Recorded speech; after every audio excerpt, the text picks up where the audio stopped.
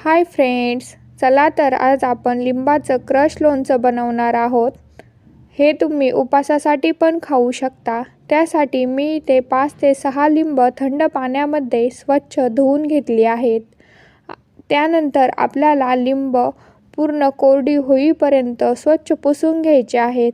त्यामध्ये थोडं पण पाणी राहता कामा नये। त्यानंतर आपल्याला लिंबाच्या बारीक फोडी करून घ्यायच्या आहेत। त्यामधल्या बिया आपल्याला साईडला काढून घ्यायच्या आहेत, कारण बिया जर राहिल्या तर आपलं लोणचं कडू होऊ शकतं। त्यानंतर एका मिक्सर जारमध्ये आपल्याला लिंबाच्या फोडी घालून घ्यायच्या आहेत आणि अगदी दरदरीत असं लिंबाचा क्रश करून घ्यायचा आहे। तुम्ही बघू शकता या पद्धतीने आपल्याला लिंबू बारीक करून घ्यायचा आहे। नंतर एका कढईमध्ये मी अर्धी वाटी लिंबाचा क्रश घातला आहे आणि त्याच वाटीने 1 वाटी साखर घातली आहे।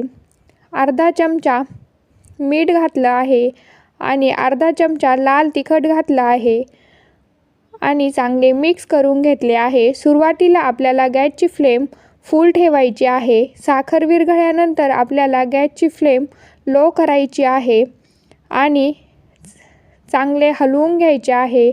एक तारी पाक होईपर्यंत आपल्याला लोणचं शिजवून घ्यायचं आहे।